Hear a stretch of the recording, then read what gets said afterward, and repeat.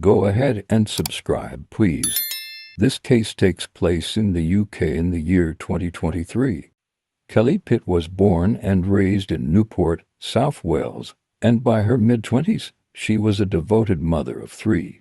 She had two daughters, Lauren and Jordan, and a son named Lewis Bush. Kelly's family described her as a loving, caring mother and a devoted an all-round beautiful woman who was kind, thoughtful, funny, and would help anyone who needed it. She doted on her children and her young granddaughter. By all accounts, Kelly tried to keep a warm, stable home even as she faced hardship being a single mother. Sadly, life tested her with tragedy. In April of 2021, Kelly's eldest daughter, Lauren, died unexpectedly at the age of just 24, a loss which devastated the entire family. Kelly's own health began to decline after Lauren's death, leaving her physically frail and emotionally drained.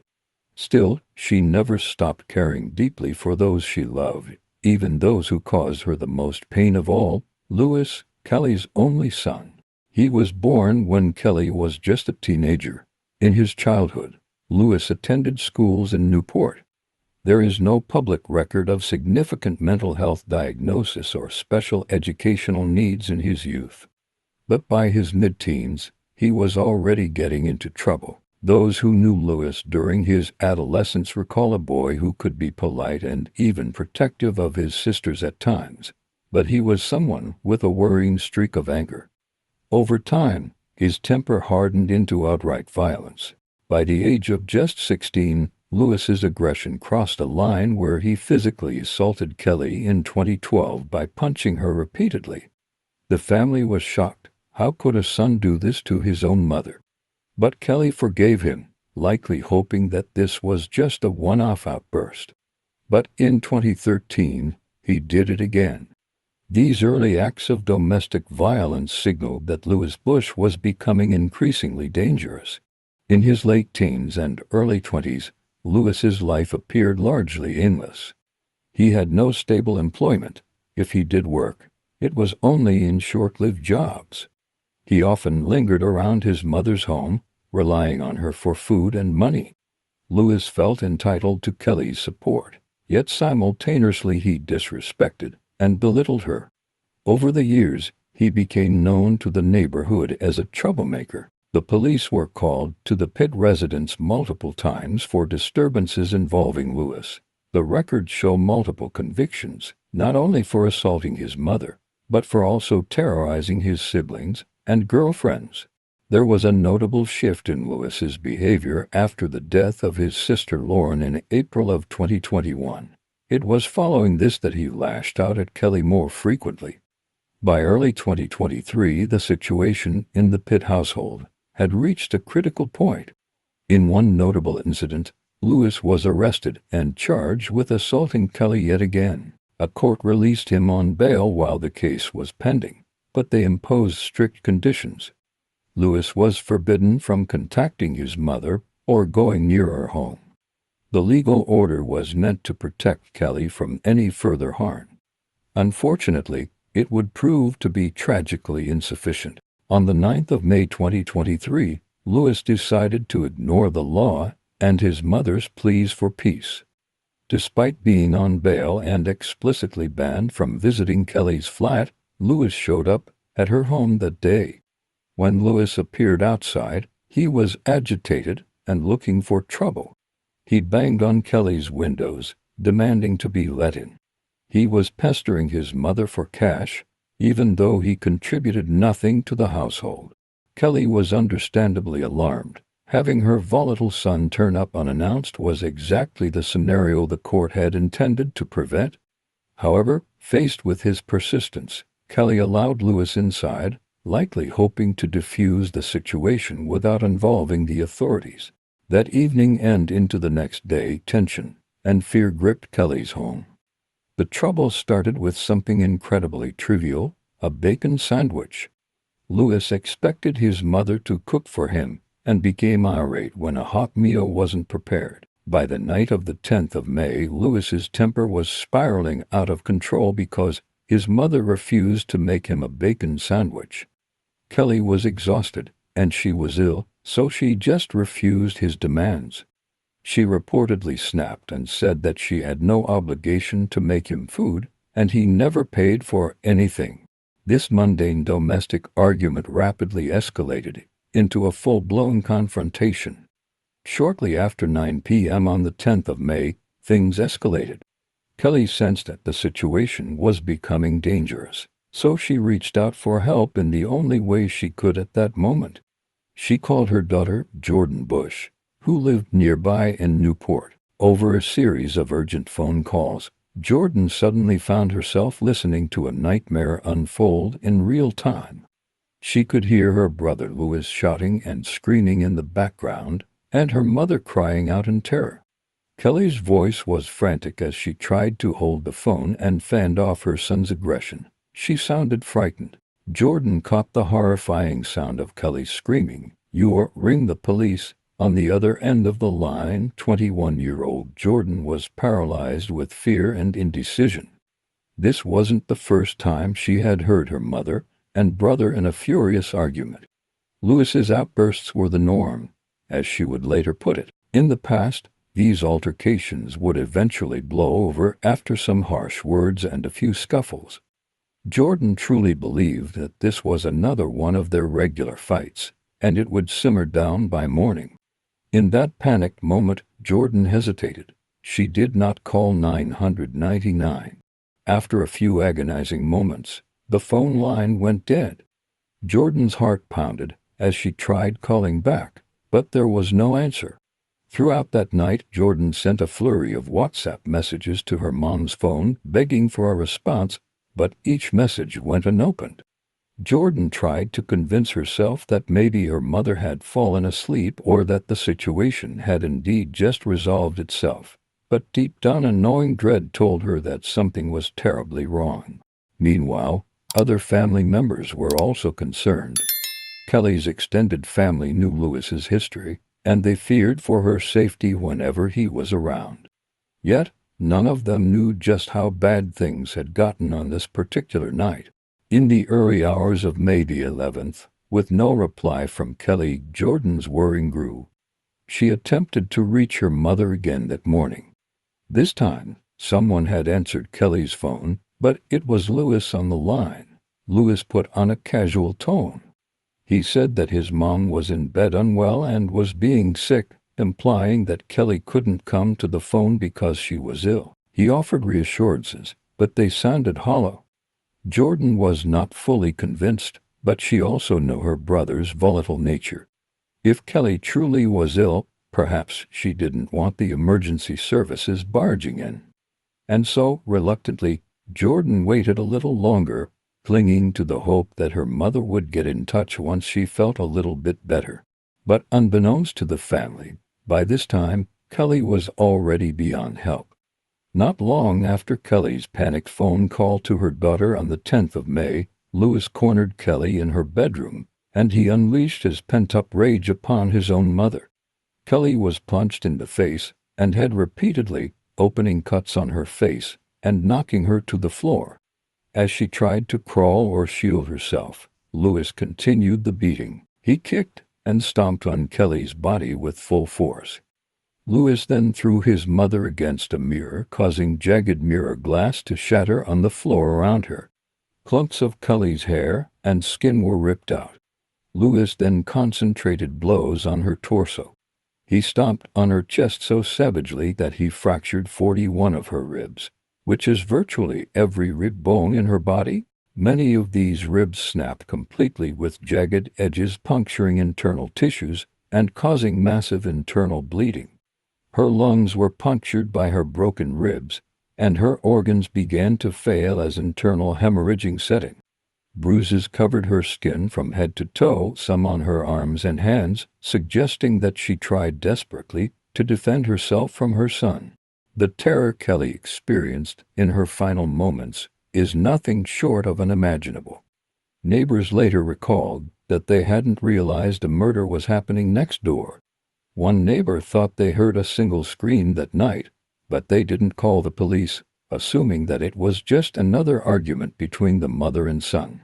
Throughout the frenzied attack, Kelly's mind must have raced with panic. She had already begged her daughter to call the police, but help wasn't coming. Even after Kelly lost consciousness and died, Lewis didn't stop. He continued to beat her. Evidence by post-mortem analysis showed that some injuries occurred after she had died. Instead of calling for an ambulance or attempting any form of rescue, Lewis's next moves were unbelievably cold and calculated and entirely for self-preservation. As Kelly lay slumped on the bed, he dragged the blood-soaked duvet over Kelly's battered body, covering her up as if to pretend she was simply sleeping. Then he set about trying to erase evidence of his crime. He tried to mop up his blood-stained footprints and wipe any surface with blood marks on it. However, given the sheer amount of blood from Kelly's injuries, it would have been impossible for any amateur effort to remove all traces. Blood had seeped into the mattress, splattered onto the curtains and onto the walls. Perhaps realizing the futility, Lewis didn't spend too long cleaning up. Instead, he took steps to manufacture a cover-up story. He retrieved Kelly's mobile phone, which had fallen silent after the final call with Jordan. At some point after midnight, he composed and rehearsed a lie. If anyone asked about Kelly, he would claim that she was alive but ill. With that in mind, he kept the phone near him. Meanwhile, Kelly's body remained in the bed. CCTV footage captured him that day strolling through a petrol station shop and later in the city center withdrawing cash, showing no signs of remorse or distress for what he had done. Witnesses who saw him in those hours never suspected that this man just hours before had brutally tortured and killed his own mother. The crime itself remained undiscovered for almost 2 days. Kelly's daughter, Jordan, had not heard from her mother since the night of the attack, so she asked her partner, Corinne, to go and check on Kelly to make sure that she was okay. At around 11:15 a.m., Corinne arrived at Kelly's flat in Newport. The door was unlocked, so he went inside whilst speaking to Jordan on the phone. As he moved through the flat, he described what he was seeing to her. All around he saw broken glass, blood stains, and signs of struggle.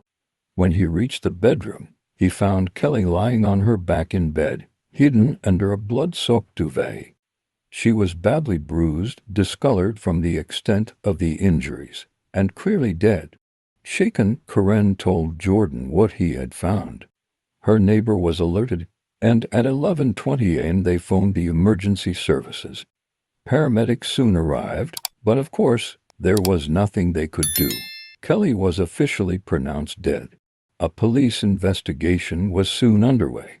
The police arrived within minutes from the emergency phone call. First responders were confronted with the grisly scene. They knew right away that they were dealing with a homicide. Detectives described that the early moments of the investigation were emotionally challenging for them all. Seasoned officers were shaken at the sight of a mother so brutally killed in what should have been the safety of her own bedroom. But amidst the shock, investigators swiftly began gathering evidence. From the outset, suspicion fell on Lewis. There were no signs of forced entry to the flat, suggesting that Kelly knew her killer.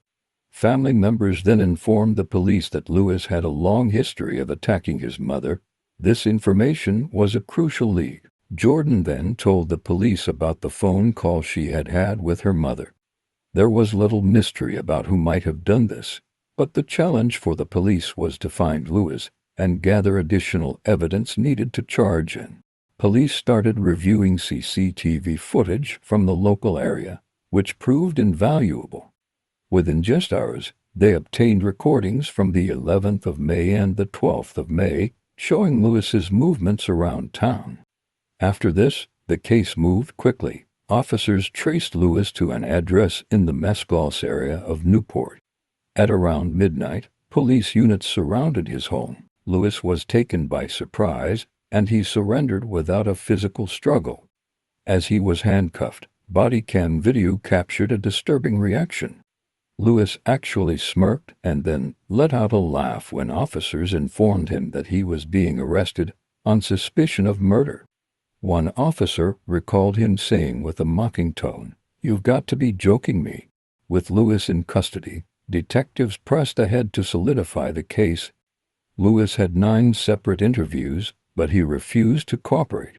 He exercised his right to remain silent or offered no comment to every question about his mother's death. Investigators then confronted him with the evidence, but Lewis remained stony-faced, neither confessing nor providing any alternative explanation to his mother's death. But most damning, he didn't shed a single tear when he was informed that his mother had been murdered. Officers noted an absence of normal grief or shock. Lewis's clothing was sent off for forensic analysis, and what they found was damning. They discovered blood in the fibers, and it matched Kelly's DNA. Also, the pattern of spatter on his shoes matched the bloody footprints at the scene.